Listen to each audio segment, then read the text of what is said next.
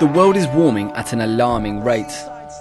The levels of carbon dioxide in the atmosphere is at its highest in 650,000 years, and 11 of the last 12 have been the warmest since the 1800s. With this warming comes rising sea levels, droughts, and as we've seen, an increase in natural disasters. The UN's Intergovernmental Panel on Climate Change commissioned the world's top scientists, who concluded that the link between man-made greenhouse gases and global warming is established beyond doubt.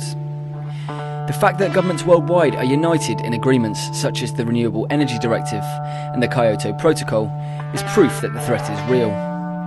In the latest UK election, all three parties featured green plans at the forefront of their manifestos. We've got a big opportunity here.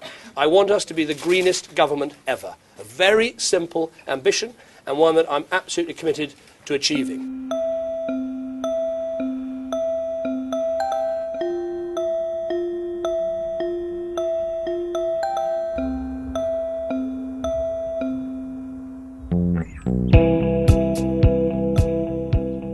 One of the major solutions to climate change is renewable energy.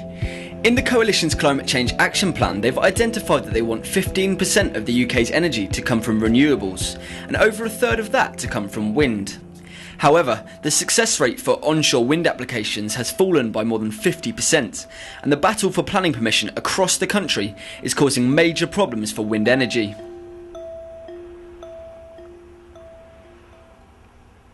Successful wind farm applications went down over 50% in 2010, with only around 1 in 20 being passed. There are over 230 anti-wind farm campaign groups in the UK, and unlike most of Europe, they can have a profound effect on the outcome. In the countryside town of Rayneth, it took 3 years hard work from a rare pro-wind farm group to get their 5-turbine farm installed. When wind farm applications go in, there are a lot of people that suddenly come out of the woodwork and decide that they want to form protest groups against wind farms. You know, there are a lot of anti-wind farm groups set up, but you know, you ask these people what do they think is the future of energy in this country.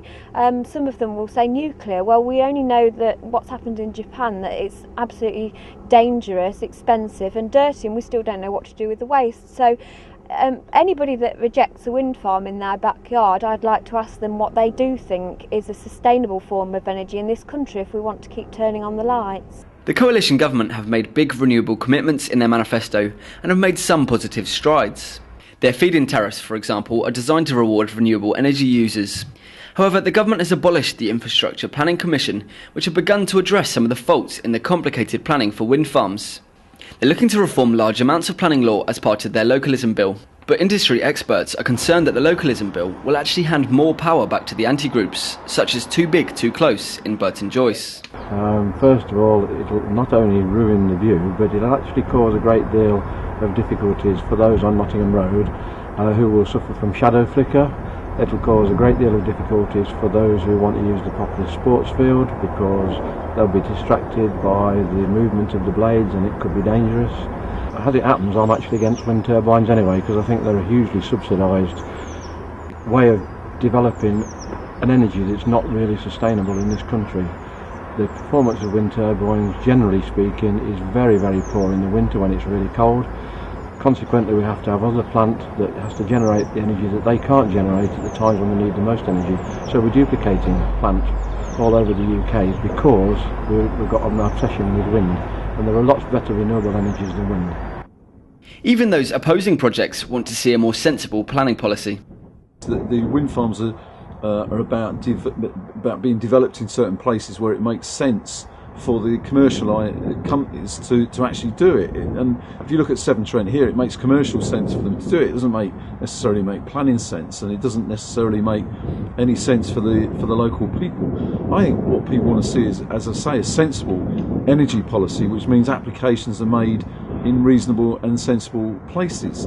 Although local people may not enjoy the view, there are a lot of myths surrounding wind energy. One complaint often made is that they're too noisy, when in fact all current models are almost silent. It's also suggested that they endanger birds and the wildlife, when in fact coal and oil plants are far worse for natural habitats. There's also the suggestion that turbines are not effective enough in the UK, but our turbine performance is good and we have the windiest shores in Europe. Renewable UK, who are the professional body for the wind industry, encourage companies to inform and work with the local people. We actually welcome debate at local level about wind farms. We feel that it's important that local communities feel they have their say in terms of what is going on in their own neighbourhoods. But in saying that, we also feel there needs to be a balance between the local agenda but also balanced with overall national targets. As a country, we are pretty limited as to how much energy we can source from other fuels.